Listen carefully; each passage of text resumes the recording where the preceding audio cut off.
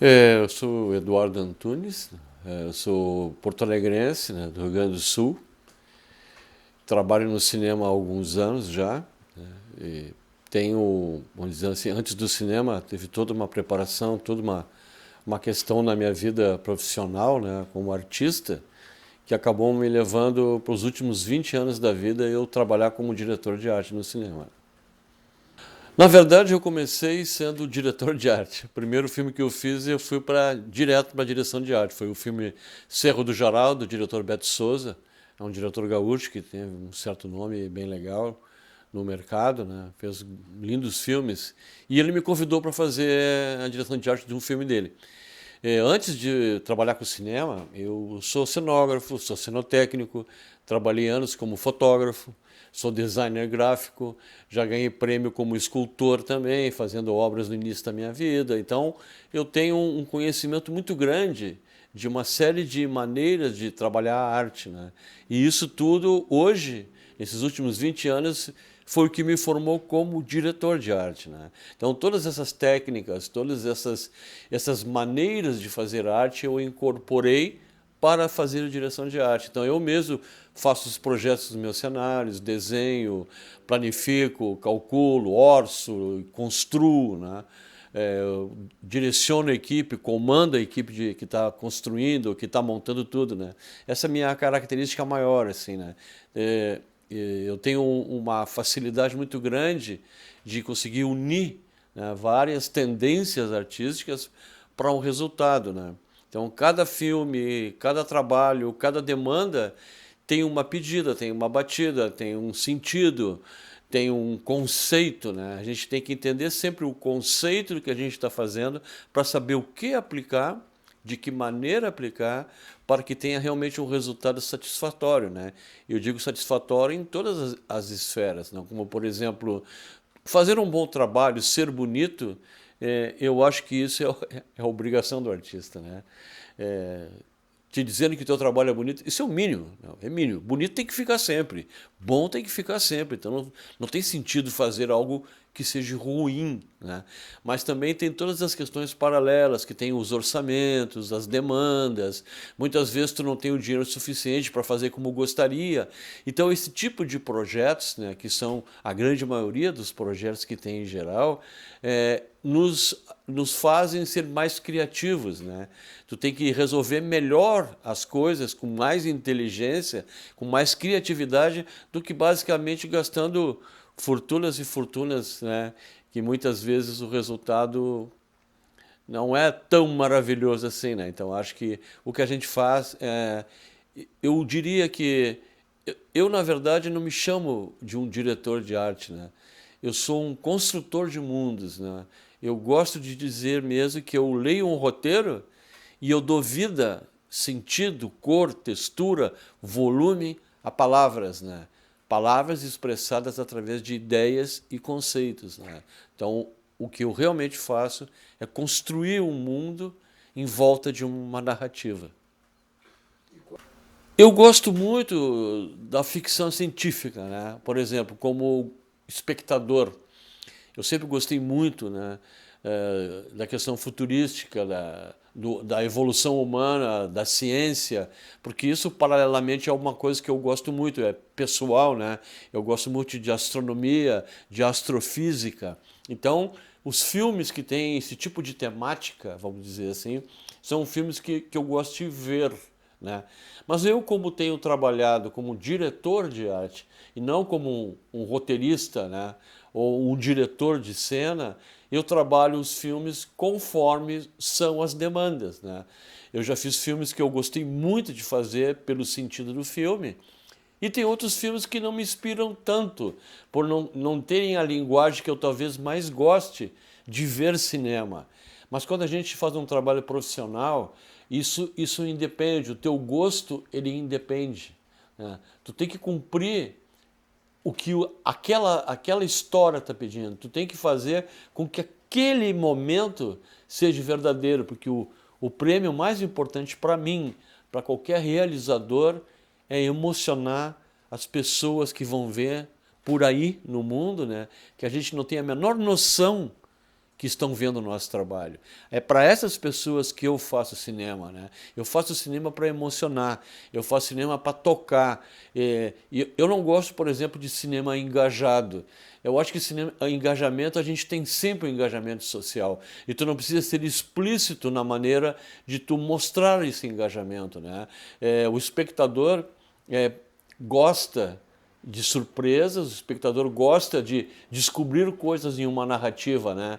Ele dificilmente uma coisa que explicitamente está querendo que tu entenda aquilo, fica óbvio, né? E muitas pessoas não estão indo numa batida, vamos dizer assim, numa vibe, vendo o filme, naquela que tu está querendo, né? Então, é uma borderline a gente entender, né? Que tipo de cinema tu faz, né? Que tipo de cinema tu quer mostrar, né? E aquele que tu gosta, né? Eu acho que tem uma diferença nisso, no nosso trabalho principalmente. Pelo cinema entra todas as artes, né? Tudo que se faz em arte, até a arte mais antiga da imagem rupestre ou dos primeiros gregos, né?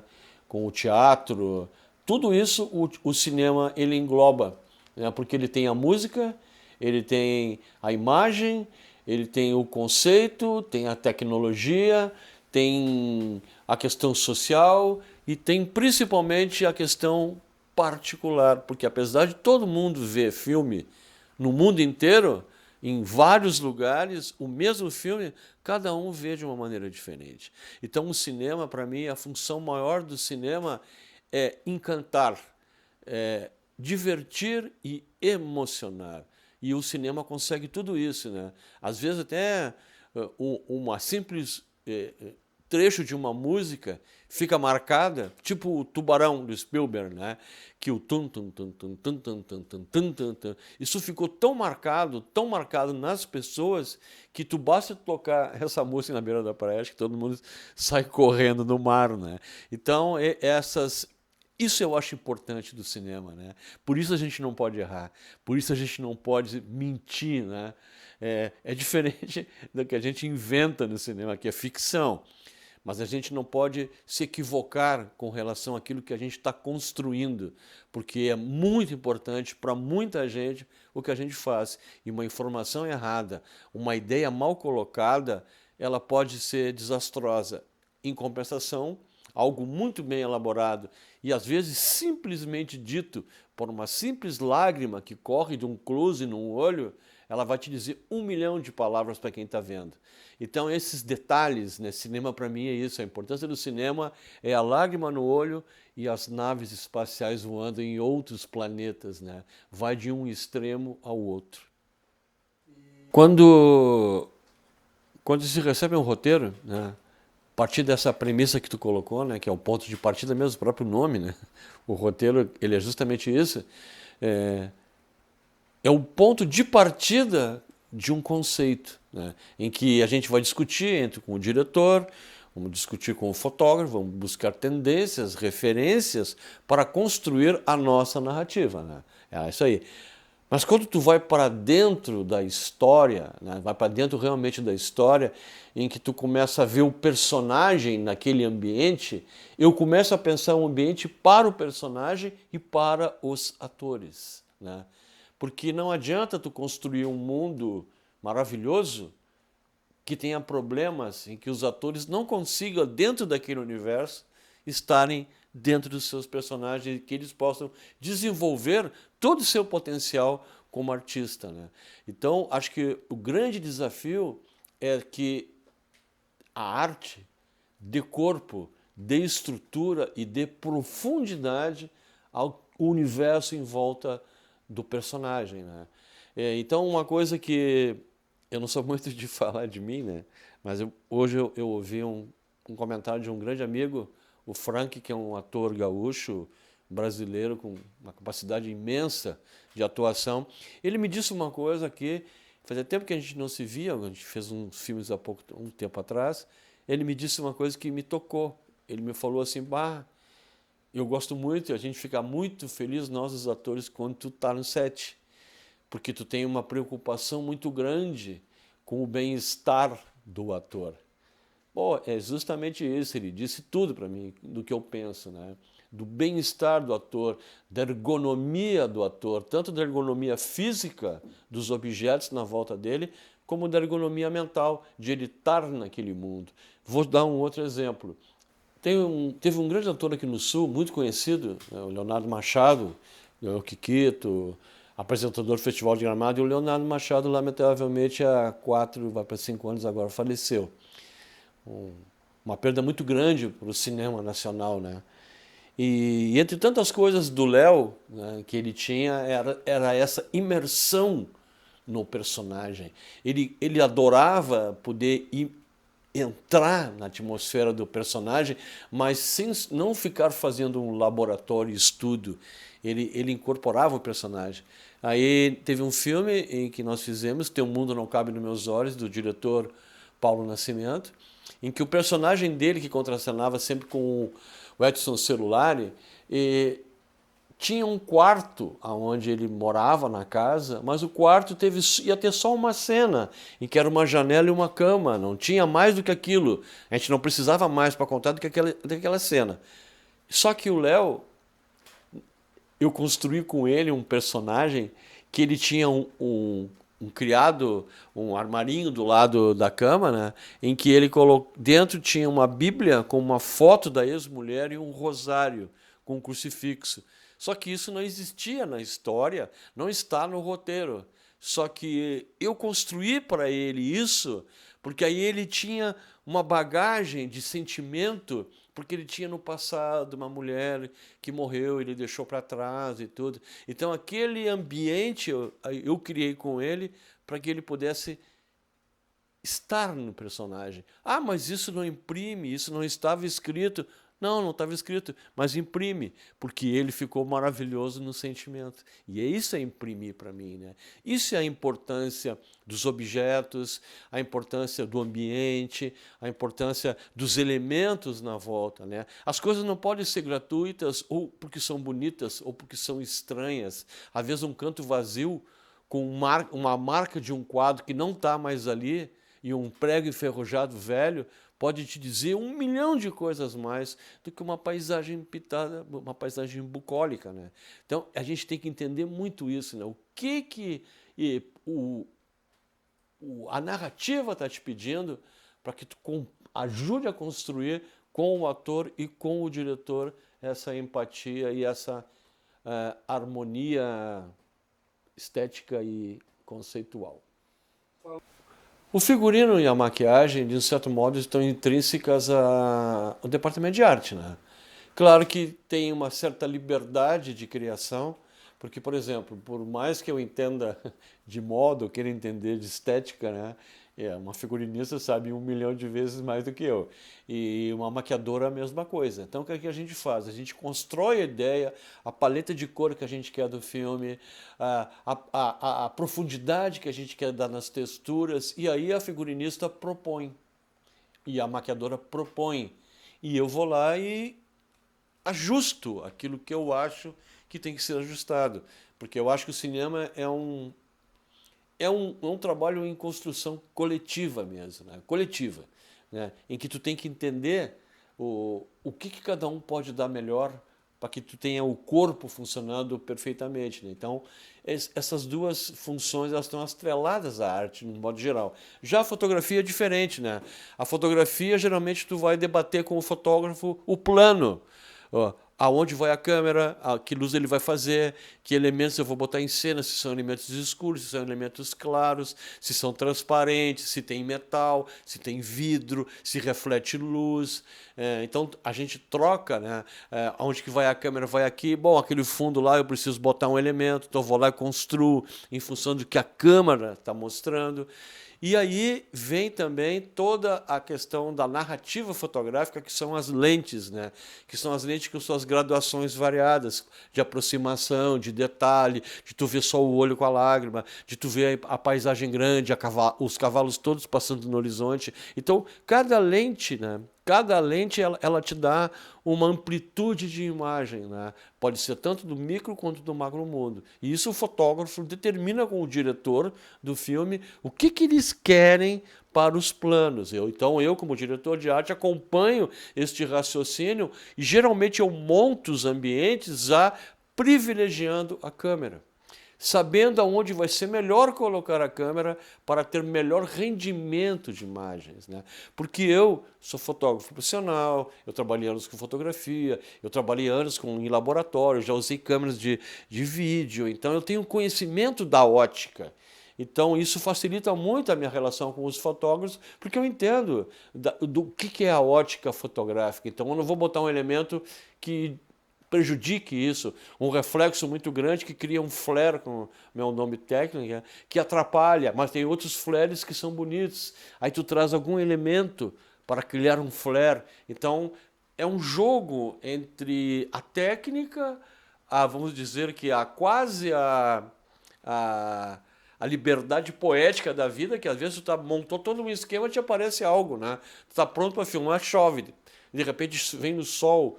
Então, tudo isso a gente está propenso a ter sempre que, às vezes, quando não é ambiente controlado de estúdio, tu tem que estar se adaptando a essas mudanças climáticas e as mudanças cotidianas num trabalho, né? Então, por isso, para mim, é muito importante o discurso, a conversa e a ideia com a fotografia, né? Porque a fotografia e a arte estão grudadas, né? Não adianta tu filmar uma parede vazia, a não ser que a parede vazia tenha um conceito. Mas também não adianta filmar uma parede, um monte de coisas penduradas, se aquilo não conta nada. Então essa para mim, o grande jogo, né? É a tríade, né? O diretor de fotografia e o diretor de arte. Os três juntos constroem a estrutura que se vai trabalhar. E aí vem todos os subdepartamentos, né? Que cor vai ser, que textura qual é a maquiagem, qual é o ator, quem está em cena. E aí vem todas as camadas, vamos dizer assim, de uma construção cinematográfica que como eu disse, ela é gigante e é todo mundo junto e todas as funções são muito importantes. Tu falou uma coisa muito importante agora, que para mim, pessoalmente, né? Eu vejo que nós, como humanos, né, a gente tenta um equilíbrio interior, em que, na verdade, não é uma guerra entre duas forças, mas é uma busca de um domínio de uma força sobre a outra. Eu falo da razão, como tu falaste, e eu coloco a emoção do outro lado, né? Tu tem que encontrar esse termo, cada um tem o seu termo, o seu equilíbrio, né? Um é um pouco mais racional, outras pessoas são mais emotivas. Tem gente que, sendo mais racional, não consegue acertar, mas tem vezes, sendo mais emotivo, consegue. Eu sou muito racional. Te digo que eu demorei um pouco a entender a minha vida emotiva, né? Porque eu uso muito a racionalidade. Eu gosto muito de absorver coisas, né? Eu tenho uma cultura, um conhecimento da vida, porque eu estou sempre observando, eu observo tudo, tudo. Tudo que eu olho, eu observo. Tudo que eu escuto, eu consigo dominar de uma maneira geral. Eu ouço textos, eu ouço colocações de pessoas em áreas que eu não tenho conhecimento, né? Mas eu rapidamente consigo me adaptar àquilo e consigo ter um silogismo, né, daquilo que é conversado, ou daquilo que está sendo em pauta, né? E quando vai para esse lado, vamos supor, mais metafísico, né? Em que aí começa a ser a coisa mais delicada, né? Que é o racional, o emocional e o metafísico, né? Quando entra a coisa do espírito, da alma, da concepção, da criação, né? É um outro ponto muito, muito individualizado, né? Cada um tem essa questão. Tu falou em Apolo e Dionísio. Quando tu fala Apolo e Dionísio, automaticamente para mim vem imagens gregas, lutas, os espartanos, Hércules e as 12 tarefas de Hércules, né, para conseguir o velo dourado, o leão de Nemeia. Então, principalmente o mundo grego, que tu te referiu, né, que é uma base da nossa, como a gente tinha falado, né, é a base, vamos supor, da arte do teatro, né, onde os caras faziam coisas impressionantes, né, numa época em que era muito mais a inteligência, a razão para a criação do que a emotividade, né? A nossa geração, o nosso mundo de hoje é muito mais emotivo, né?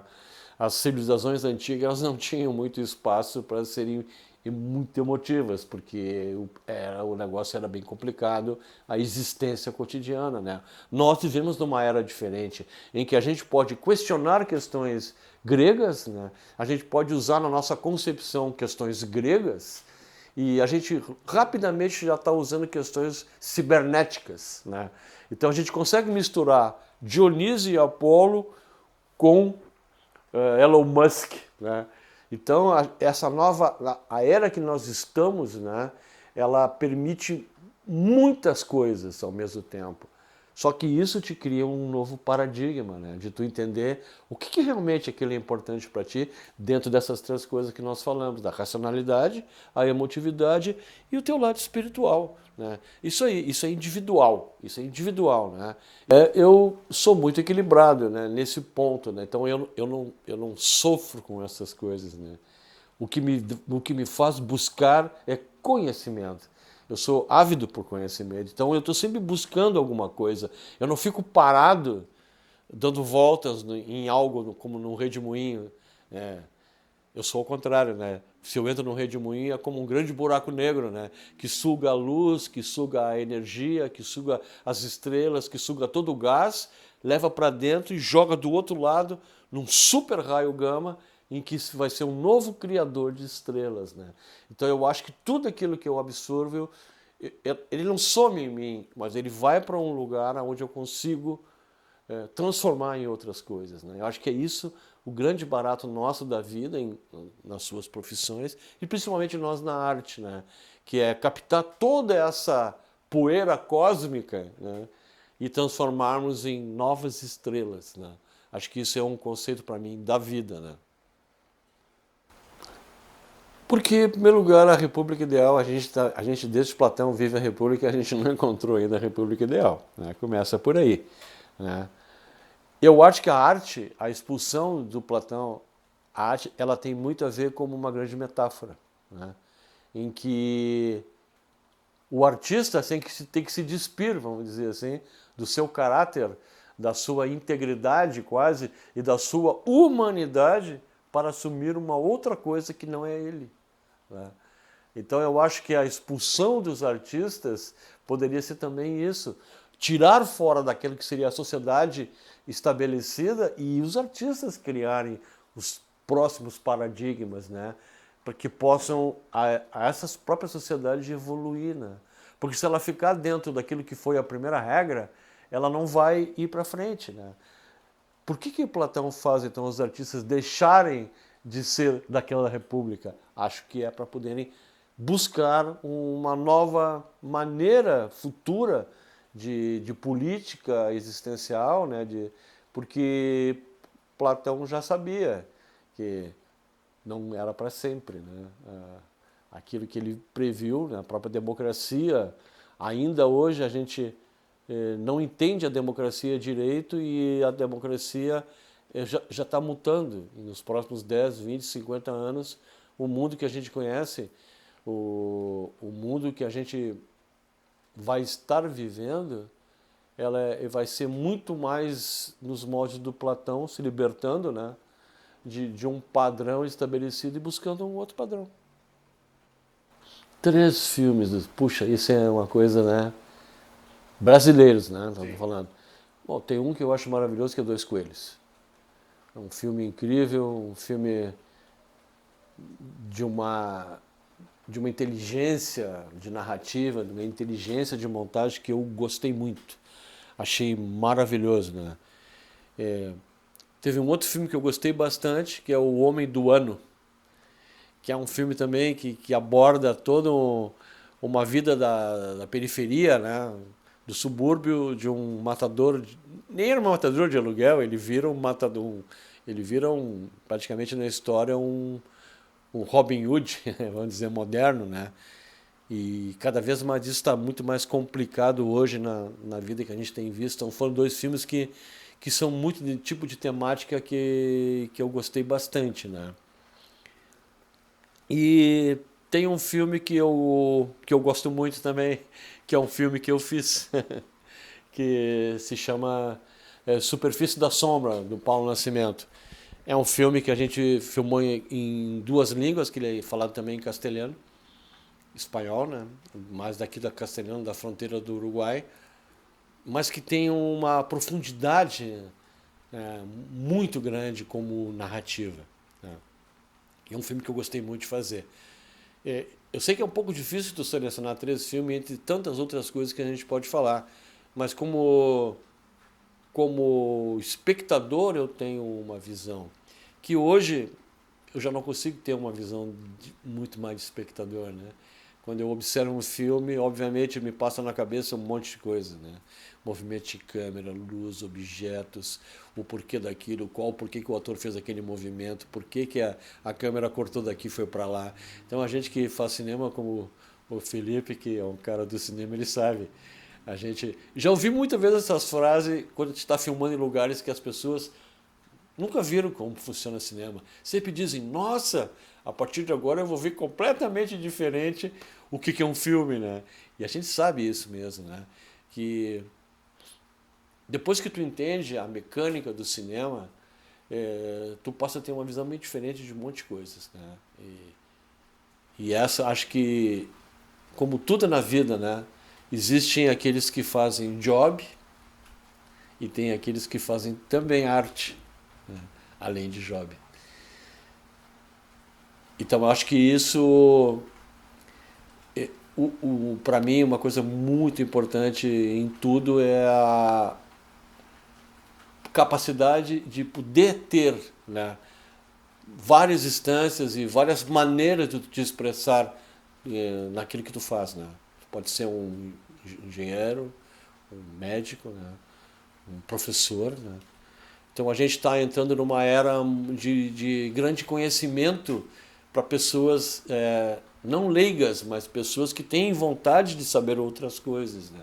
Então acho que isso talvez seja hoje a grande diferença de tudo, né? Em que tu sozinho, praticamente, tu pode, talvez futuramente, como fala o metaverso, a gente vai criar o nosso próprio mundo, né? E isso é uma mudança radical em todas essas coisas que nós estamos falando, né? Em que sentido de pergunta tu está me falando essa pergunta?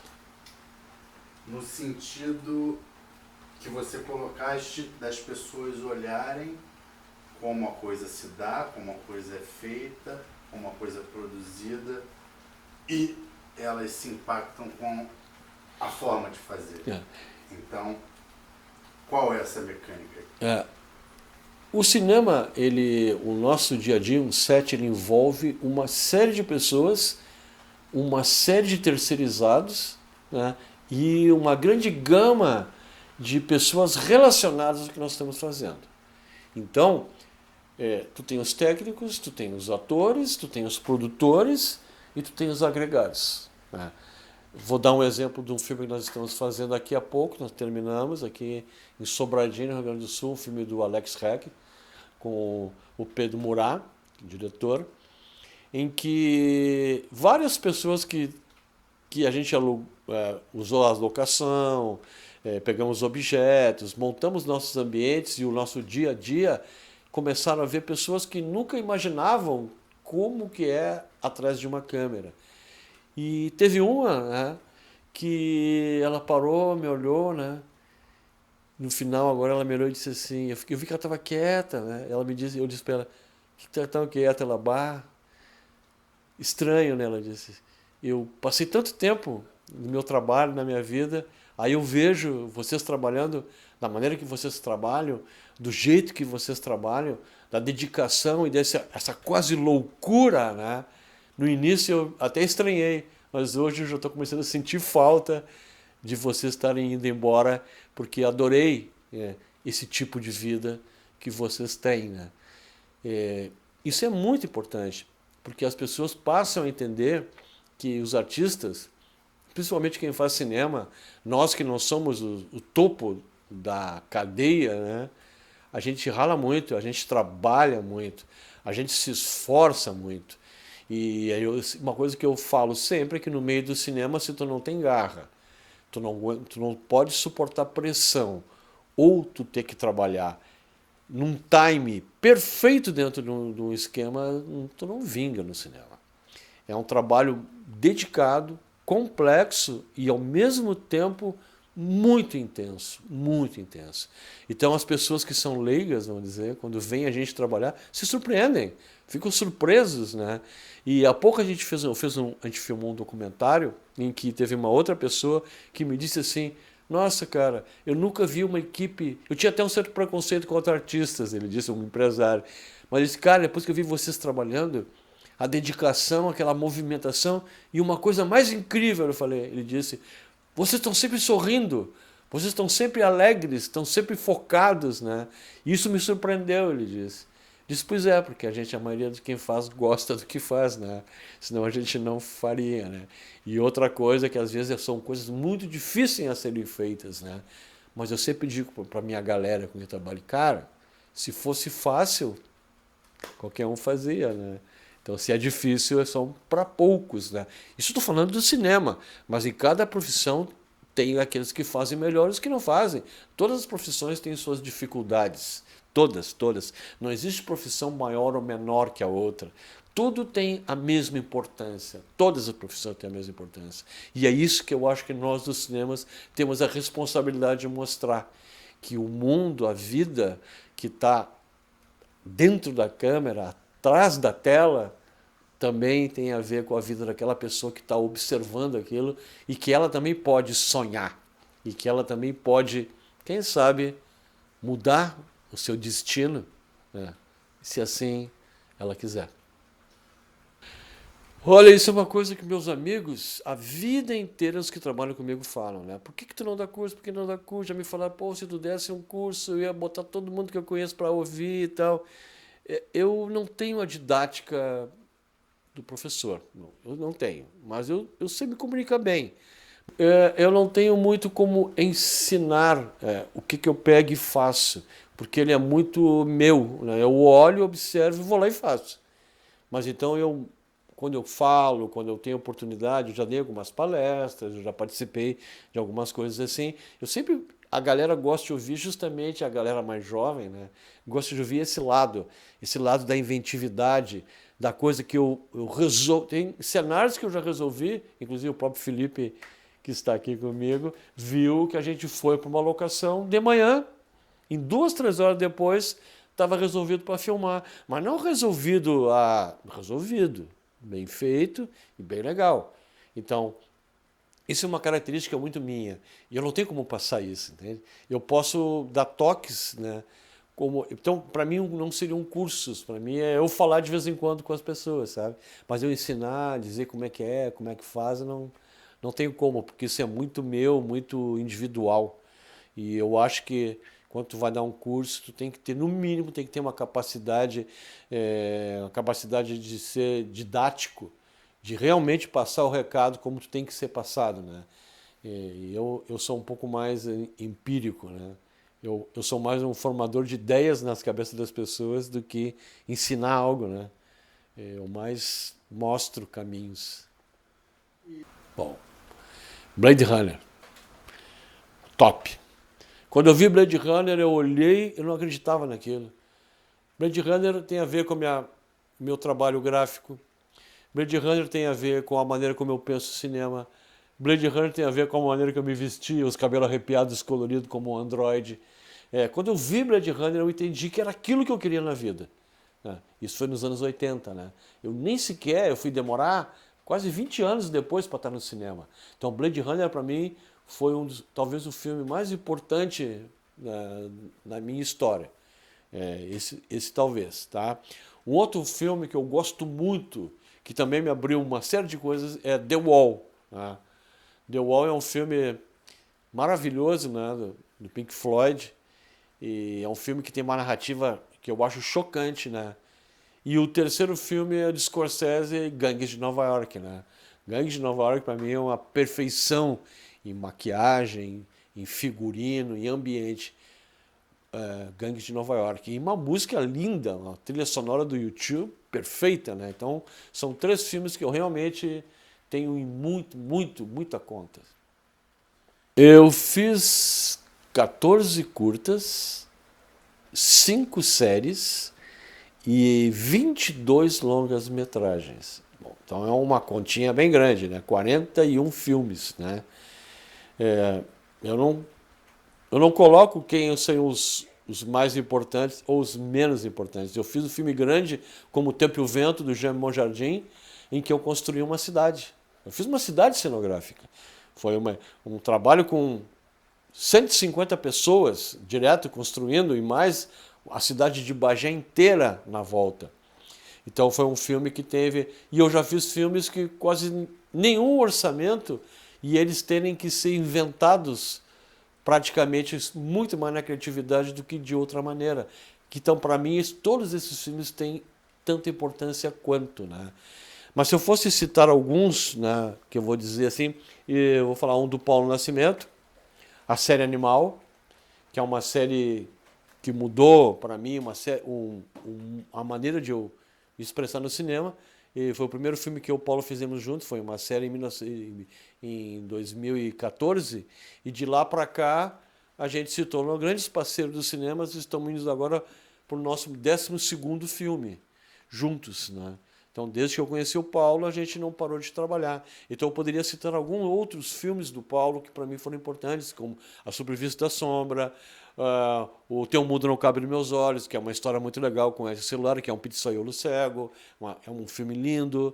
E teve outros do Paulo que eu gosto muito, né, do que eu fiz. Teve os filmes do Tabajara Ruas, nós fizemos 2 muito grandes, que é Os Senhores da Guerra, um épico gaúcho, e da história do Rio Grande, e A Cabeça de Gumercindo Saraiva, que também é um grande faroeste, vamos dizer assim, brasileiro, e que são obras do Tabajara Rua, do diretor e escritor Tabajara Ruas, né?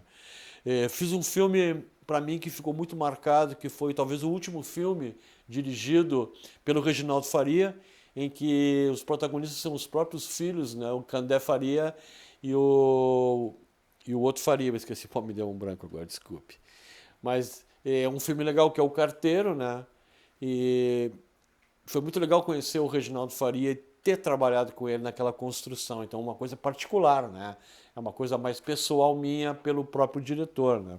É um filme muito legal. Fiz alguns curtas muito fortes, né? Muito marcantes, com o Diego Miller, que é um diretor da nova geração, vamos dizer assim. O Diego Miller na base da média de 40 anos, 40 e poucos anos, que fez 2 obras de arte geniais, como de curtas, que é uma Invasão do Alegrete, é uma obra genial. E o Cortejo Negro, que foi o primeiro filme que eu trabalhei com ele, maravilhoso também, um filme PB, uma profundidade maravilhosa. Eu acho muitas vezes difícil, eu acho mais difícil tu fazer um curta do que tu fazer um longa. Tu pode errar nos dois e pode acertar nos dois, mas no curta tu não tem muito tempo para errar. Tu tem pouco tempo para falar, tu tem muito pouco tempo para fazer. Então, às vezes, fazer um curta, um curtinho é mais fácil. Não, ele não é mais fácil, não. Tu tem que conseguir contar uma história em 15, 20 minutos. Às vezes, tu tem 90 ou mais de 90 minutos e tu não consegue contar direito a história. Então, para mim, fazer curtas, eu acho uma dedicação maior à narrativa, né? Então, teve outros curtas também que eu já fiz, né? Que foram diretores variados, né? E eu não tenho um filme por excelência, né? Eu primo por não ter um apego de um filme por excelência. Todos são iguais para mim, né? Todos têm a mesma importância, né? E eu também sou muito ávido. A gente terminou um filme aqui, eu já tô indo adiante, né? Já estou indo para o... Eu não me apego ao que foi feito, porque a partir de agora, todo filme que nós fazemos, ele tem vida própria. Ele vai para o mundo. O mundo que vai dizer se o filme valeu ou não valeu, se aquilo sensibilizou ou não sensibilizou. Então, para mim, todos os filmes são realmente importantes, né? Que de algum momento alguém vai tocar com eles, né? Eu gosto muito, por exemplo, de ir no cinema, ver um filme que a gente fez, e entrar no cinema aleatório, sozinho, sentar e eu fico olhando a reação das pessoas, as suas expressões, quando sorriem, quando discordam alguma coisa, do filme que está passando. Aí eu fico pegando o sentimento deles perante aquela imagem, né? Ou aquele momento do filme. Então isso para mim é muito importante também, eu sentir o que as pessoas gostam ou não gostam. Porque no que nós fazemos, tu não pode ficar bravo com críticas e nem se achar o melhor do mundo com elogios, né? tem que estar aberto a tudo isso. A gente tem que tirar o ego, que é uma coisa difícil, né? Mas o ego não pode nos atrapalhar com a questão de qualidade, essência e na importância que tu tem a fazer. Eu sou um diretor de arte, né? Geralmente arte tem a ver com ficção. Documentário sempre dizia que não tem arte, mas os documentários mudaram. Hoje os documentários têm drama, tem aprofundamento, conceito, tem uma dedicação às vezes muito maior à fotografia. Inclusive tem tipos de documentário, né? Tu classifica por uma razão ou por outra. Então, mas eu sou um diretor de arte, né? Então eu sou um diretor de criação, ficção, né? Eu comecei agora, depois de muito tempo observando, trabalhando, tu vai entendendo como é que funciona a câmera, como é que é a narrativa, o que é um plano legal, o que não é um plano legal. Então eu comecei a entender o processo de direção, trabalhando com os atores, trabalhando com grandes diretores e protelei até o dia em que eu resolvi dirigir. E eu justamente comecei por um documentário. A gente está terminando ele, então eu já estou em montagem. Ele deve até o meio do ano estar estreando. É um documentário que é completamente diferente do que eu fiz até hoje. Mas as circunstâncias me levaram a que eu dirigisse esse documentário. E ele acabou tendo uma carga emotiva que eu, como fiz o roteiro, né, eu fiz o roteiro também, e eu busquei, né, trazer essa particularidade dos elementos das pessoas que estão no documentário. Não criei uma ficção, mas criei uma história, né, dentro do processo deles que se encaixa exatamente no momento que eles estão. É um documentário sobre cavalo, sobre um grande cavaleiro, em que ele está se despedindo agora da maior égua que ele teve na história, que é uma campeã multinacional, uma égua que é tida no mundo inteiro como a melhor égua, nessa competição que se chama Rédeas, uma competição que tem de cavalos, competição equina, né? E eu tive a grande sorte de ele estar nesse momento se despedindo da própria égua que competiu o último torneio o ano passado. E nós até filmamos a competição dela, a despedida dela. Então a gente conseguiu botar essa emoção dele. Imagina, um cavaleiro que há 10 anos compete com o animal, que são considerados o maior conjunto da história que teve na América em função disso, né? Então, toda essa narrativa, toda a família dele, tudo que envolvia essa última competição, os animais que eles criam, então a gente conseguiu nos dar uma romantizada, vamos dizer assim, eu não gosto muito dessa palavra, mas uma romantizada, criar uma emotividade maior do que simplesmente uma coisa didática, né? O esporte é esse, o cavalo é esse, o remédio é esse, a pata é assim, o rabo do cavalo é assim. Não, ele tem uma explanação.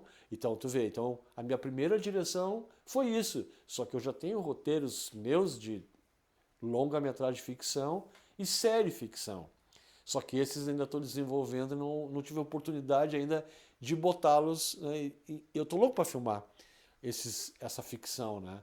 Que é muito mais dentro do meu mundo, né? Mas eu gostei muito do que eu fiz. E a gente até desse documentário nós estamos tirando uma série que tem a ver com o documentário, com a temática, que vai ser uma sequência, né? De 2 cavaleiros que vão em vários lugares diferentes para ver raças diferentes de cavalo. Então, é um documentário, uma série de documentários que tem uma relação intrínseca com o esquema, mas cada cavalo é diferente, cada fazenda cria um animal de uma outra maneira. Então, ele acaba tendo também uma certa, em cada episódio, criar algum fato novo em função daquilo. Mas também vamos dizer assim, um documentário, né? Então, parece que, a princípio, a minha inserção no mundo como diretor está sendo documental. E espero que seja logo ficcional. Como qualquer profissão, tem o fator técnico, tem o fator criativo e o fator funcional, né? Para quem quer fazer cinema, o caminho sempre a maioria, pela universidade. Vai estar na universidade, vão estudar cinema, vão receber uma série de informações e assim vai. Mas também tem um outro lado que são as pessoas empíricas, né? Eu, por exemplo, entrei direto. Eu não passei por nenhuma instância, né, para chegar no cinema. Mas, para quem é mais jovem, quem está começando realmente a vida nesse caminho, quanto mais conhecimento tiver, quanto mais dedicação tiver, mas o conhecimento que eu digo não é virar um cinéfilo alucinado atrás da coisa. Não. É entender o processo que a gente tem de crescimento dentro do... Digamos, vamos falar de cinema, que é o nosso assunto aqui. Porque são muitas informações, são muitas coisas que precisam ser assimiladas, né? Mas se são assimiladas de uma maneira equivocada, não rende, né? Então, o processo todo ele é um pouco demorado, ele precisa passar por uma série de instâncias, tem que buscar sempre a melhor referência e estar sempre antenado às possibilidades que existem da área do cinema, né? Mas o mais importante é querer, né? É querer, ter prazer de fazer e ter vontade de fazer. Porque o resto é caminhada, o resto cada produção tem uma característica, cada cidade que a gente vai é uma maneira diferente, cada pessoa que a gente encontra são tratos diferentes. Então, o grande barato, eu acho, do cinema é essa amplitude de coisas que a gente pode absorver, né? E cada um tem a caminhada, né? Mas estudar, ler, ouvir, prestar atenção, ver documentários sobre assuntos, ver filmes, né? Ver sentindo filmes, ver se emocionando, ver tentando entender tecnicamente, ver se consegue sacar alguma coisa daquilo ali, né? Mas o que me fez fazer cinema é o prazer da arte, né? Que para mim é o prazer primordial que eu tenho de realizar algo, né? Mas as pessoas podem encontrar o seu caminho individual, né? Eu conheço gente que é totalmente técnico no cinema. Eu conheço outros que são extremamente conceituais, né? Convivem bem e unidos fazem os trabalhos, né? Então, até aquele produtor executivo, né, que passa semanas a fio dentro do escritório resolvendo só problemas do que é financiado para o cinema, é muito importante. Às vezes ele nunca vai no set, mas ele é fundamental para que o set aconteça. Então, todo mundo é importante. O motorista é importante, a alimentação é importante. Então, para fazer o que a gente faz, tem que ter muita vontade, muita garra e muita vontade de querer fazer. É isso. Vamos ver aqui quanto tempo deu, quanto tempo rolou aqui, ó. 55 minutos. Pô, tinha que ser 57, cara. Aí. Porque eu nasci em 1957. Pô, falei pra caralho. Então, só para finalizar no 57, aproveitando suas questões astronômicas, qual é o astro que mais te fascina? Júpiter. Por quê? Júpiter é um gigante gasoso, né, que é talvez o planeta mais importante para que o nosso sistema solar funcione. Por exemplo, Júpiter, Saturno, Urano, Netuno, esses planetas não recebem a luz do Sol. Então eles orbitam o Sol porque se formaram em volta do Sol, mas eles não necessitam da luz do Sol como nós da Terra necessitamos, né? Que é a nossa distância com relação a ele. E como Júpiter não virou uma estrela, que uma estrela nada mais é do que um planeta gigante de hidrogênio que vira uma estrela. Júpiter não chegou a virar uma estrela, ficou um planeta gigante, gasoso. Só que ele ficou numa posição no sistema solar que ele segura todos os outros planetas que rodam em volta do Sol. E se não fosse Júpiter, nós teríamos sido destruídos, porque a gravidade de Júpiter faz com que todos os asteroides que estão no cinturão de Kuiper, entre Marte e Júpiter, não venham para a Terra. Então ele nos protege. Júpiter é o nosso grande amigo. Júpiter é o planeta que nos protege. Sem Júpiter, a vida na Terra praticamente seria impossível. Então é um planeta que eu admiro muito, eu acho ele maravilhoso, e por um planeta quase estrela, né? Então, finalizamos aqui, acho que já deu os 57. Valeu, obrigadão, irmão. Valeu aí. Coisa boa, muita coisa boa aqui. Espero que